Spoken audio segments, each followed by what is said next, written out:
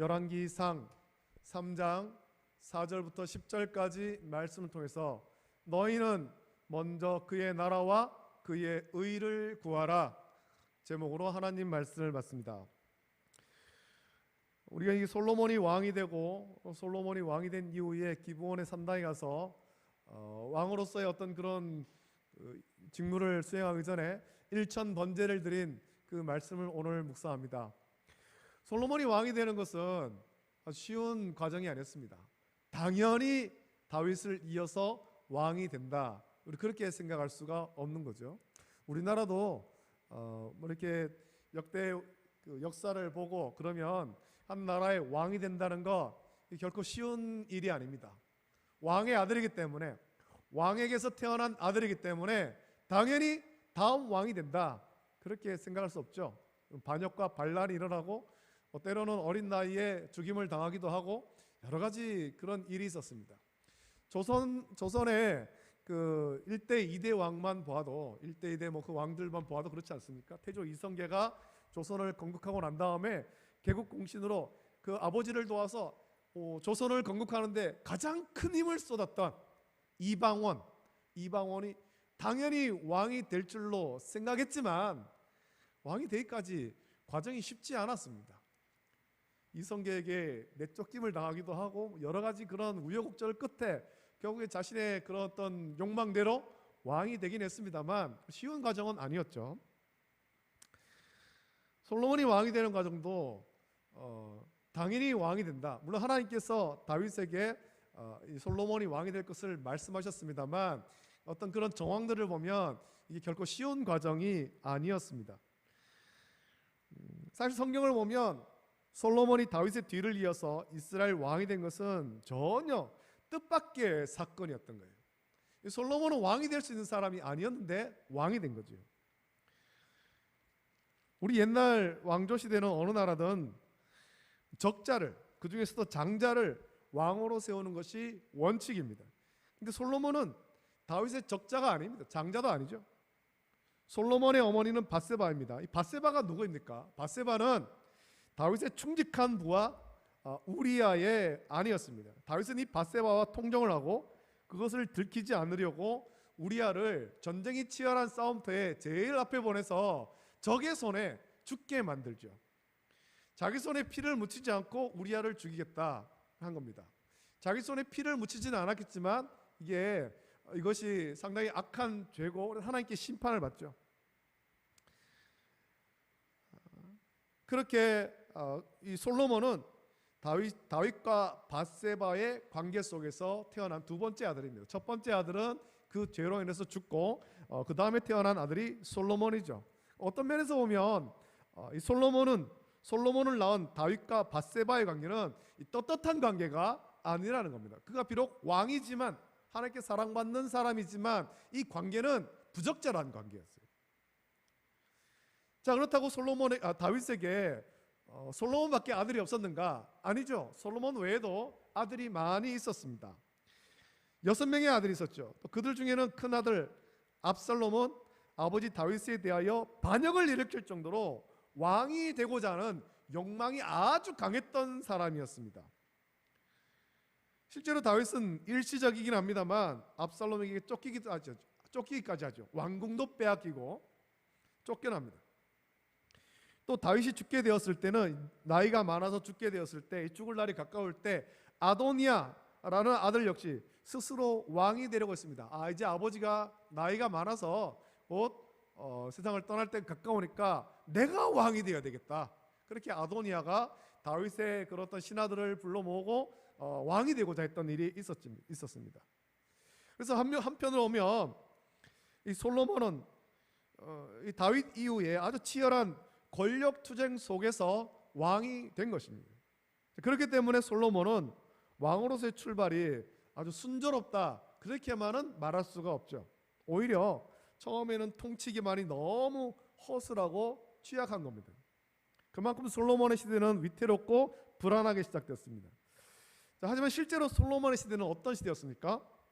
물론 나중에는 실정도 많았고 또 솔로몬이 하나님 말씀을 떠나서 솔로몬의 죄 때문에 르호보암 때에 남과 북으로 나라가 나뉩니다만, 이 솔로몬 시대는 이스라엘 역사에서 솔로몬이 다스리던 시대는 다윗 시대와 더불어서 가장 번성했던, 가장 찬란하게 아름다웠던 시대였습니다.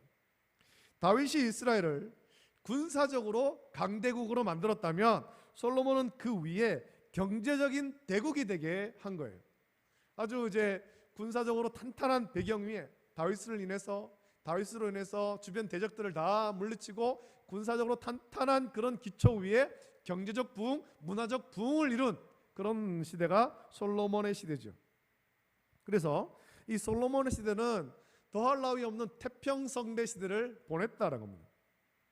더구나 이 솔로몬은 다윗이 그렇게도 소원하던 예루살렘 성전을 건축해서 이스라엘을 명실상부한 하나님 백성이 되게 한 것입니다. 그때까지는 다윗은 여호와의 이름을 위해서 성전을 짓고자 했지만 짓지 못했습니다.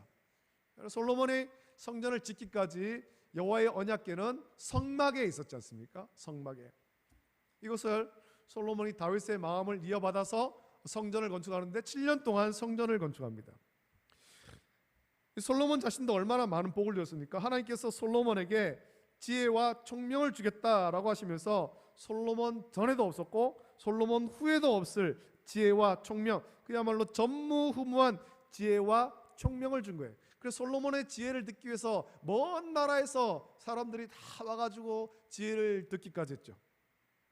엄청난 부와 영광을 주겠다고 하시면서 세상이 그 어떤 왕도 누리지 못한 엄청난 부와 영광을 약속했습니다.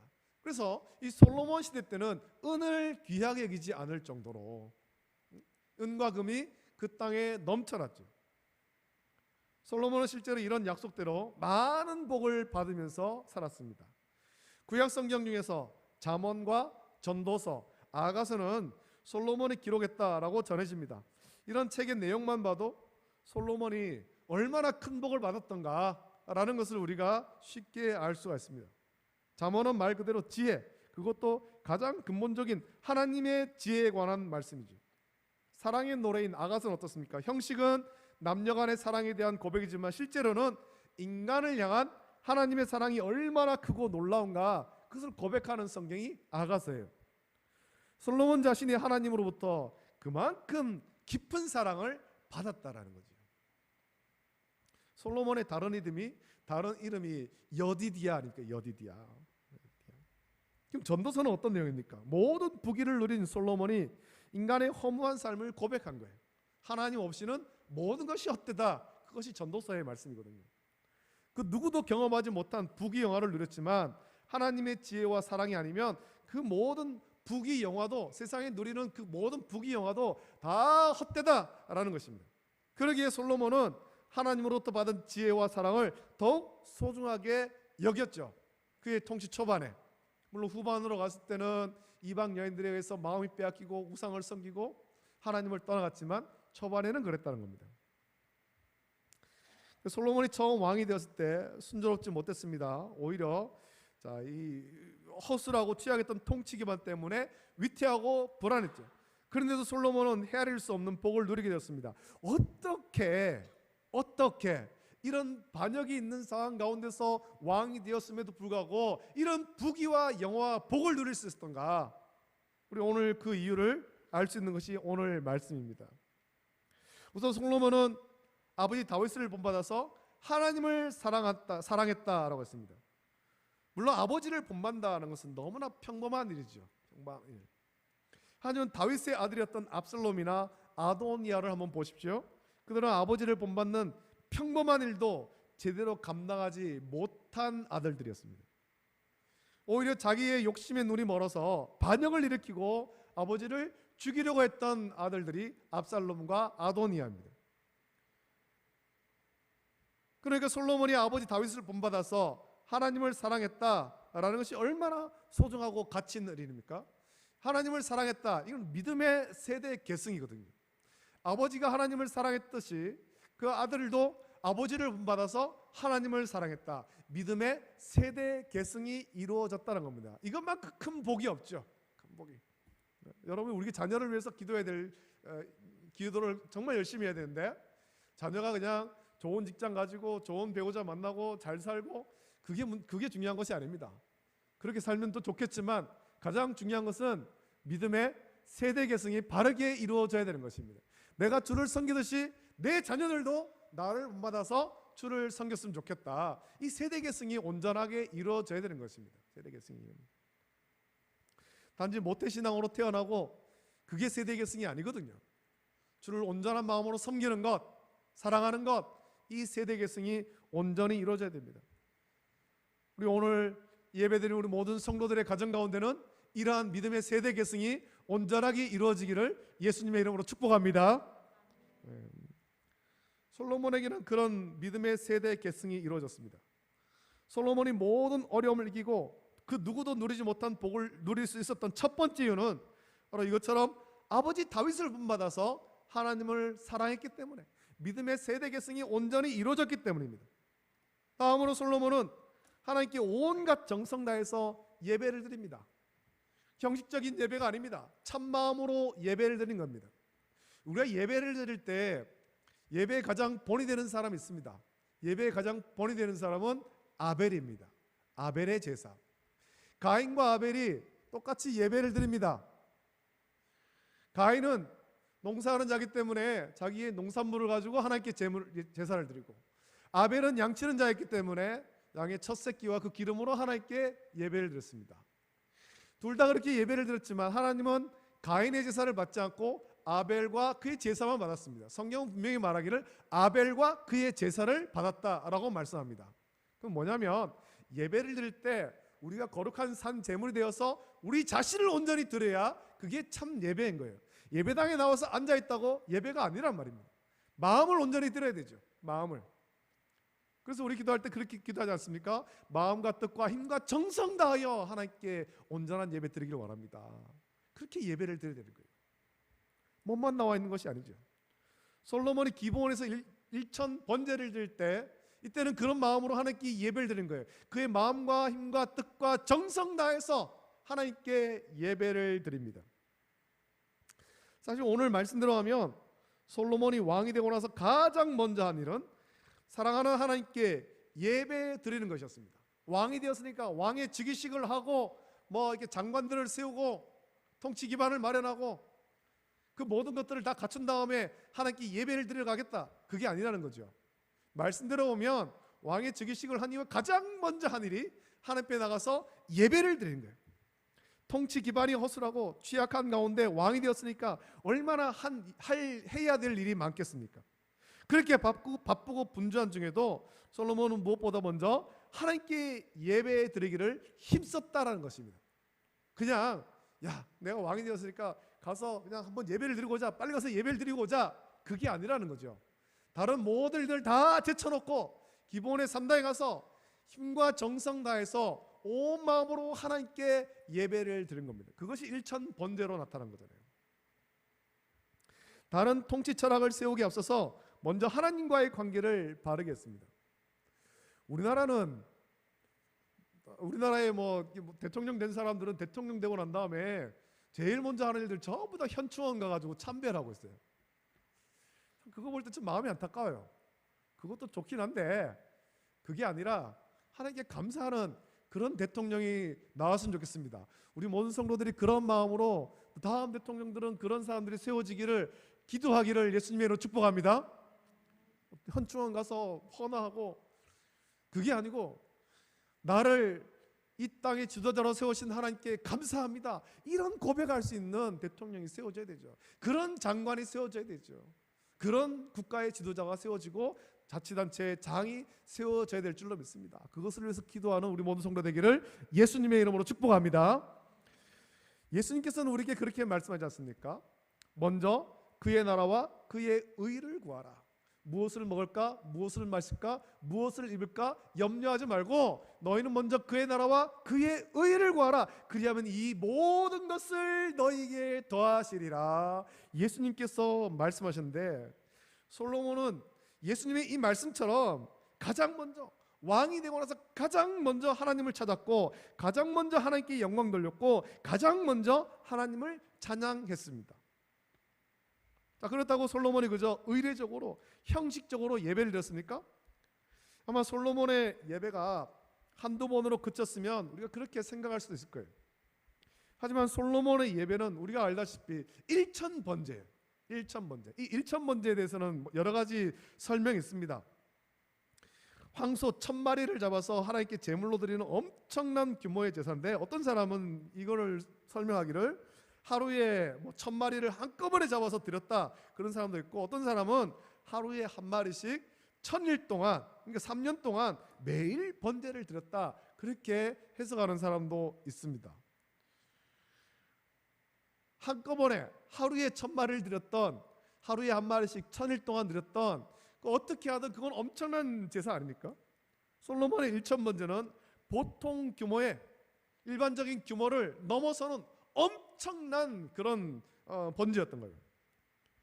또 예배 드리는 곳이 지리적으로 가깝거나 교통이 좋은 것도 아니에요. 내가 왕이 되었으니까 이제 하나님께 예배를 드리긴 드려야 될 텐데 예루살렘에 좀 가까운 데 가자. 가까운 데 가자. 멀리 가지 말고 가까운 데 가서 하자. 그렇게 한 것이 아니에요. 이때는 아직 예루살렘에 성전이 없을 때 아닙니까? 그래서 예배를 드리기 위해서는 좀 1000번제를 드리려고 했기 때문에 큰 곳으로 가야 되는데 기브온으로 가는 거죠. 기브온. 이 성경은 기브온에 간 이유에 대해서 이렇게 말합니다. 거기에 있는 산당이 크기 때문이다. 1000번제를 드릴 수 있을 만큼 큰 규모이기 때문에 거기에 갔다라는 겁니다. 자, 그런데 기브온은 예루살렘에서 가깝지 않습니다. 10km나 떨어져 있고, 그것도 해발 700m나 되는 고지대에 있습니다. 올라가야 되는 거예요. 황소 1000마리를 끌고 거기를 올라가야 되는 거죠. 이런 곳에 솔로몬은 황소 1000마리를 드리는 엄청난 규모의 1000번제를 하나님께 드렸습니다. 그냥 형식적인 것이 아니라 온 마음과 정성 다해서 1000번제를 드렸습니다. 솔로몬은 자기가 할 수 있는 최고의 헌신과 정성을 담아서 하나님께 예배를 드렸습니다. 자, 이렇게 솔로몬은 왕이 된 다음 무엇보다도 먼저 사랑하는 하나님께 예배 드림으로 집권 초기의 어려움과 불안을 극복하고 이스라엘을 더 강대국으로 이끌 수 있었고, 자기 역시 복을 누릴 수 있었습니다. 자, 이렇게 솔로몬이 하나님께 정성을 다해서 예배를 드리자 그날 밤에 하나님께서 솔로몬에게 꿈에서 나타나셨습니다. 그리고 하시는 말씀이, 구하기만 하면, 네가 뭐든지 구하기만 하면 들어주겠다. 내가 너에게 무엇을 줄고 너는 구해라. 주겠다라는 거죠. 이 얼마나 기다렸던 순간입니까? 그야말로 이 집권 초기의 모든 불안과 위기를 한꺼번에 완전히 해소할 수 있는 절호의 기회죠. 하나님, 나를 반대하는 정적들을 일순간에 다 멸해 주십시오. 기도할 수도 있을 것이고, 주변 나라가 다 굴복하게 해주십시오. 그렇게 기도할 수도 있을 것이고, 하나님 우리나라의 경제적인 부흥을 허락해 주십시오. 기도할 수도 있었겠죠. 그런데 솔로몬을 보십시오. 이런 절호의 순간에도 솔로몬은 하나님께 어떤 태도를 취하고 있습니까? 자기가 원하는 것부터 내세우지 않습니다. 오히려 솔로몬은 아버지 다윗과 자기에게 베풀으신 하나님의 은혜에 대해서 감사를 드립니다. 솔로몬이 감사한 하나님의 은혜가 무엇입니까? 아버지 다윗이 이스라엘을 강대국으로 이끌 수 있게 하신 하나님의 은혜, 또 솔로몬 자신도 다윗의 적자가 아니라 오히려 떳떳하지 못한 관계를 맺었던 다윗과 밧세바의 자식이지만 이스라엘의 왕이 되게 하신 하나님의 은혜, 나같이 못난 자를, 나같이 부족한 사람을 왕으로 세우신 하나님의 은혜. 그래서 솔로몬은 자기의 소원을 구하기 이전에 먼저 이렇게 자신이 경험한 은혜에 감사하죠. 나 같은 자를 세워서 왕을 세우시니 참 감사합니다. 감사합니다. 그러면서 솔로몬은 이제 자신을 하나님께 어떻게 소개합니까? 7절 보면 솔로몬은 자신을 작은 아이로 소개합니다. 물론 이때 솔로몬의 나이가 한 20세 전후였다고 하니까 그렇게 많은 나이는 아닙니다만, 그렇다고 아이 취급을 받을 만큼 적은 나이도 아니죠. 우리나라도 20세가 되면은 성인으로 대우하지 않습니까?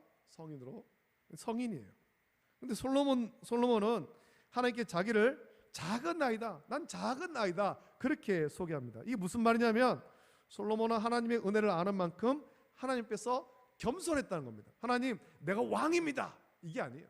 하나님, 난 작은 아이입니다. 하나님, 나는 아무것도 모릅니다. 하나님 인도하신 대로 가야 됩니다. 나는 아무것도 모르니 나를 인도해 주십시오. 그렇게 구하는 것이 나는 작은 아이입니다 라고 고백하는 겁니다. 왕이라는 신분을 내세우지 않고 오히려 왕으로서의 사명을 감당하기 부족한 자기의 모습을 진심으로 고백한 겁니다. 하나님, 나는 왕이 될 만한 그런 사람이 아닙니다. 나는 부족합니다. 나는 연약합니다.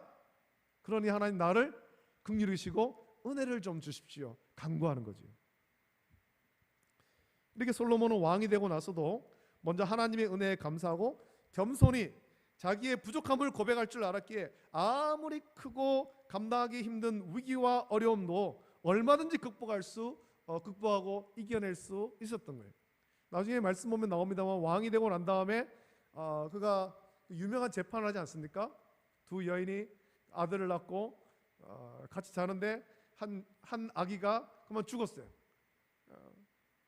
죽은 아이의 엄마가 살아있는 아기의 아들을 자기 아들이다 막 그렇게 하면서 누구의 아들인지 알려달라, 판결해달라, 어려운 재판을 하죠. 우리는 그걸 참 재밌게 읽고 있습니다만 이게 난감한 재판 아니겠습니까? 그러니까 하나님께서 지혜를 주시는 거죠. 겸손히 하나님의 은혜를 구할 때 지혜를 주시는 것입니다. 위기를 극복할 수 있게 한 거죠. 그러기에 솔로몬 하나님께 바라는 소원이 무엇입니까? 9절에서 보는 대로 솔로몬은 하나님께 지혜로운 마음을 달라고 했습니다. 자, 무엇 때문에 그럼 지혜로운 마음을 달라고 했을까요?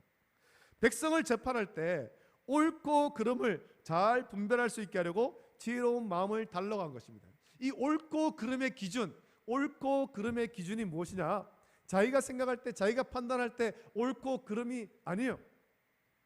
우리가 오전에도 말씀 나눴습니다만 자기 소견에 옳은 대로 옳고 그름을 판결하는 것이 아닙니다. 하나님의 뜻대로, 하나님이 기뻐하신 뜻대로 옳고 그름을 분별할 수 있는 지혜를 주십시오 라고 간구하는 거죠.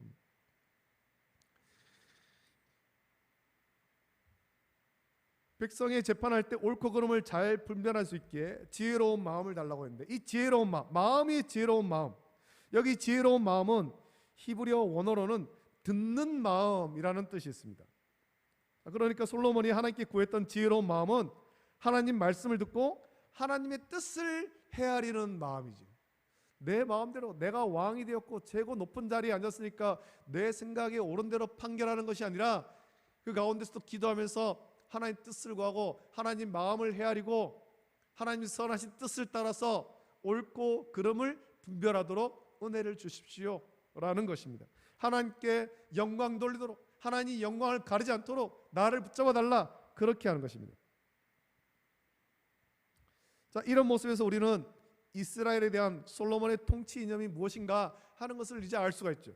솔로몬은 이스라엘 백성을 오직 하나님 말씀과 하나님 뜻에 합당하게 다스리기를 원했습니다. 그러니까 집권 초기에 솔로몬의 통치 기반이 아무리 허술하고 취약해도 아무 문제가 안 된다는 겁니다. 지혜로운 마음을 구했던 솔로몬의 소원이 하나님 마음에 들었다고 했습니다.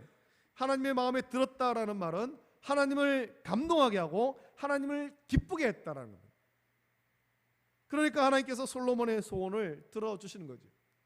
또 얼마나 기쁘고 반가웠던가. 이스라엘은 솔로몬의 통치를 통해서 더욱 번성하게 되고 솔로몬 자신 역시 그야말로 누구도 누리지 못한 복된 삶을 살 수 있었던 것입니다. 물론 오늘 우리의 사는 세상은 분명 솔로몬 당시보다 훨씬 복잡하게 이루어지고 있습니다. 그러다 보니까 무슨 문제가 발생하면 해결하는 것도 굉장히 어렵습니다. 이 사람 저 사람 얽혀 있고 이 문제 저 문제 막 얽혀 있어요. 굉장히 복잡하죠. 오히려 똑같은 일을 가지고도 이걸 어떻게 보느냐에 따라서 얼마나 큰 차이를 보입니까? 이 관점의 차이죠. 관점의 차이. 하지만 근본적으로 보면 어떻습니까? 솔로몬 당시나 지금이나 전혀 다르지 않습니다. 그렇기 때문에 해결책을 찾기 어려울수록 근본으로 돌아가라, 그렇게 말하는 거죠. 우리가 겪는 모든 갈등과 위기의 참 해결책은 솔로몬처럼 하나님을 사랑하고 은혜에 감사하며 정성을 다해 하나님께 예배 드리는 데 있는 것입니다. 그렇게 하나님 마음을 구할 때, 하나님 마음을 헤아릴 때 문제를 해결할 수가 있는 거죠. 자기의 영광을 구하지 않고 하나님의 영광을 구할 때 모든 문제는 주 안에서 해결되는 것입니다. 이것을 하나님께서 기뻐하시는 거예요. 기뻐하시는 거. 내가 이 자리에 섰으니까, 내가 지도자 자리에 있으니까 내 생각대로 한번 문제를 해결해 보겠다, 내 뜻대로 한번 해보겠다, 그렇게 하면은 해결이 안 됩니다. 점점 더 꼬이죠. 문제가 생기면 생길수록 하나님 아버지의 뜻을 구해야 되는 거예요. 하나님, 어떻게 하는 것이 하나님께 영광 돌리는 것입니까? 어떻게 하는 것이 하나님께서 원하시는 것입니까? 그것을 구하면서 기도해야 되죠. 우리가 하나님께 간구하고 소원하는 바도 마찬가지입니다. 우리가 무엇을 구해야 복된 삶을 누릴 수 있습니까? 우리가 어떻게 구해야 하나님의 역사를 경험할 수 있겠습니까? 우리 욕심을 따라서 황금을 구한다고 복되고 형통한 삶을 사는 것이 아니란 말입니다. 여러분, 저와 여러분들이 구해야 될 것은 오직 하나죠. 오직 하나님의 나라와 그 의를 구하는 것입니다. 예수님께서 말씀하신 것처럼 너희는 먼저 그의 나라와 그의 의를 구하라 라고 말씀했습니다. 세상에 염려하고 근심하고 걱정해야 될 일들이 많이 있지만 이거 염려하지 말고 너희는 먼저 그의 나라와 그의 의를 구하라. 그리하면 이 모든 것을 너에게 더하시리라. 다른 누구의 말도 아닙니다. 바울의 말도 아니고 베드로의 말도 아니고 요한의 말도 아니에요. 우리 예수님께서 하신 말씀입니다. 오늘 저와 여러분들이 예수님 말씀처럼 우리의 모든 염려를 주께 맡기고 우리는 먼저 하나님 나라와 그 의를 구함으로 채워주심의 은혜를 누리기를 예수님의 이름으로 축복합니다. 아멘. 오늘 세상에는 너무 많은 염려와 근심, 걱정이 있습니다. 이게 우리를 억누르고 힘들게 하죠. 그것은 다 무엇을 먹고 무엇을 마시고 무엇을 입을지 같은 하나님을 모르는 이방인들이 구하는 것들이다. 예수님께서는 그렇게 말씀하신 거예요. 예수님께서 그 말씀하실 때 그때는 그러면 뭐 먹을 것이 풍족하고 모든 것이 번성했던 시대인가? 아니에요. 가난하고 병들고 약한 자들이 많을 때, 그런 사람들이 예수님을 따라다닐 때였습니다.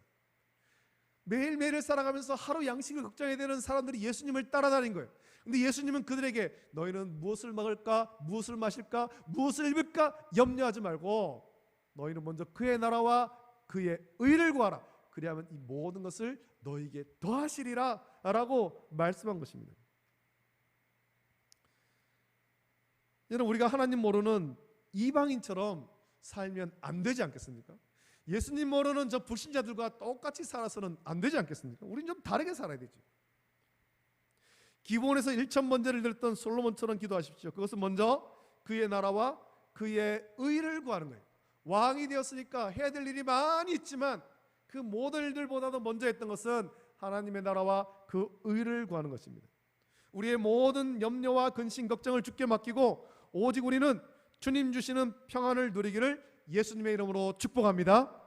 여러분 가정의 문제, 여러분 사업의 문제, 나라와 민족을 염려하는 문제로 억눌리지 마세요. 오늘날 여기에 억눌린 사람들이 너무 많아요. 너무 많아요.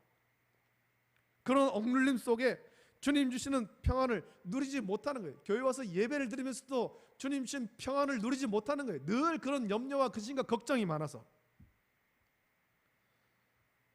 주일날 교회 와서 예배를 드리는데도 주님 주시는 평안을 누리지 못하는 것처럼 그렇게 불행한 인생이 어디 있겠습니까? 그건 불행한 인생이잖아요. 교회 와서 예배를 드리는데 주님 주시는 평안을 누려야 되죠. 우리가 다 복된 삶을 살길 원하는데 복된 삶은 무엇보다 먼저 하나님 나라와 의를 구함으로 주님께서 채워주심의 은혜, 이거를 소망하면서 누리는 사람입니다. 저와 여러분들의 그런 은혜가 있길 원합니다. 모든 염려와 근심 걱정을 주께 맡기십시오. 그러면 주님께서 우리의 모든 것 있어야 될 줄 아시고 채워줄 줄로 믿습니다. 할렐루야, 할렐루야. 이 채워주심의 은혜를 소망하십시오. 솔로몬의 기도를 기뻐하셨던 하나님 기억하십시오. 모든 문제 앞에 하나님 앞에 먼저 기도하고 하나님을 감동하게 했던 솔로몬을 기억하십시오. 그리고 우리의 기도와 삶도 솔로몬과 같이 하나님 나라와 의를 구함으로 하나님이 기뻐하시는 온전한 그리스도인이 되어서 모든 염려를 주께 맡기고 오직 주님이 주시는 채워주심의 은혜, 하늘의 평안을 누리며 온전한 예배자의 삶을 살아가기를 예수님의 이름으로 축복합니다. 아멘. 기도드립니다. 이 시간에 우리 함께 기도드리기 전에 이 찬양 같이 부르고 말씀 묵상하시면서 같이 기도했으면 좋겠습니다. 아까 우리가 불렀던 먼저 그 나라와 의를 구하라, 우리 찬양 같이 부르고 이 말씀을 묵상하시면서 그렇습니다. 주님, 나도 세상 염려 근심 걱정을 좀 내려놓고 주님의 채워주심의 은혜, 그것을 소망하면서 나갈 수 있도록 은혜를 주시옵소서. 같이 좀 기도하길 원합니다. 함께 찬양합니다.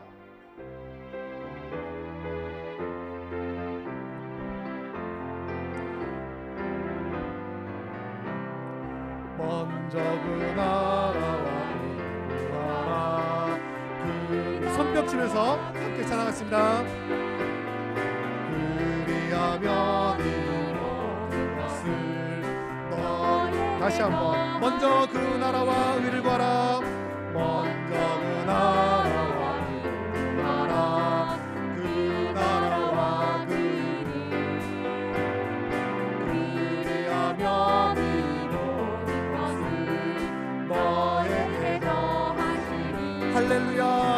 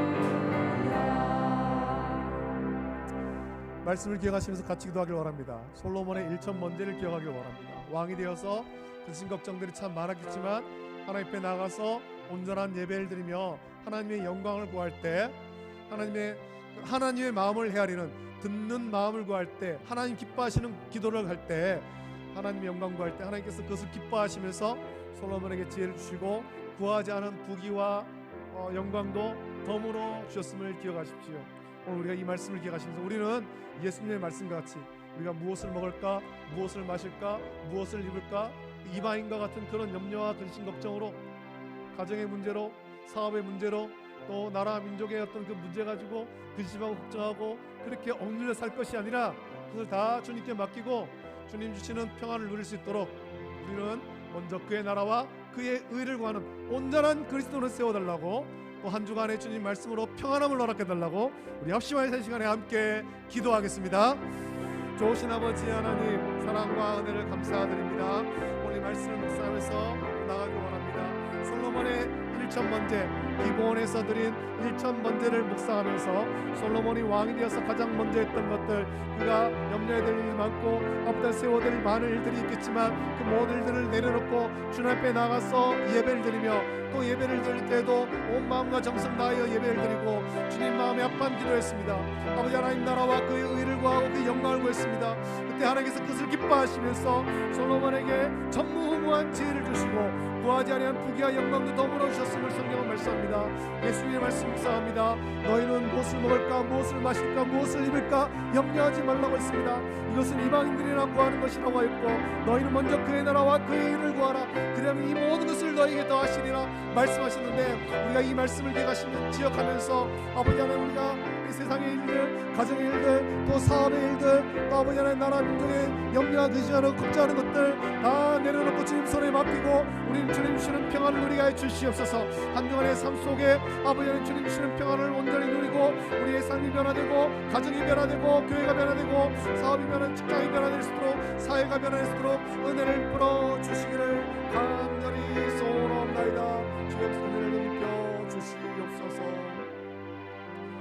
하나님 아버지 사랑과 은혜를 감사드립니다. 오늘 오후에 솔로몬의 기브온의 산당에서의 1000번제의 말씀을 묵상했습니다. 참 어려운 상황 가운데서 하나님의 은혜로 왕이 되었을 때 솔로몬이 해야 될 일이 많이 있겠지만 무엇보다 먼저 하나님께 나가서 온 마음과 정성 다하여 예배를 드렸습니다. 1000번제를 하나님께 드립니다.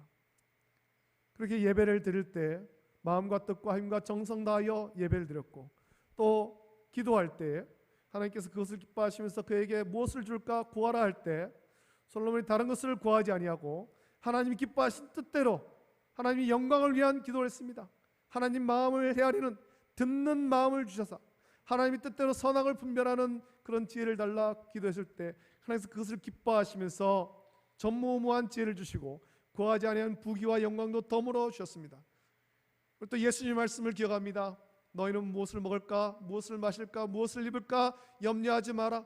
이것은 나 이방인들이 구하는 것이고 너희는 먼저 그의 나라와 그의 의를 구하라. 그러면 이 모든 것을 너에게 더하시리라 약속하셨습니다. 이 말씀을 기억합니다. 솔로몬의 1000번제와 같이 우리의 삶이 하나님의 나라와 그 영광을 구하는 삶, 주님의 뜻대로 사는 삶이 되게 인도하여 주시옵소서. 모든 염려, 근심, 걱정을 주께 맡기고 주님 주시는 평안을 온전히 누리길 원합니다. 오늘 예배를 마치고 또한 집으로 돌아가고 세상으로 돌아가서 일주일을 지낼 때에 주님 주시는 평안이 우리의 삶을 가득 채우게 하여 주시고 세상 염려, 근심, 걱정이 우리의 마음을 빼앗아가지 못하도록 지켜 주시옵소서. 모든 것 감사드리며 거룩하신 예수님의 이름으로 기도드립니다. 아멘. 주님께서 가르쳐 주신 기도로 예배를 마칩니다. 하늘에 계신 우리 아버지여, 이름이 거룩히 여김을 받으시오며 나라가 임하시오며 뜻이 하늘에서 이루어진 것 같이 땅에서도 이루어지이다.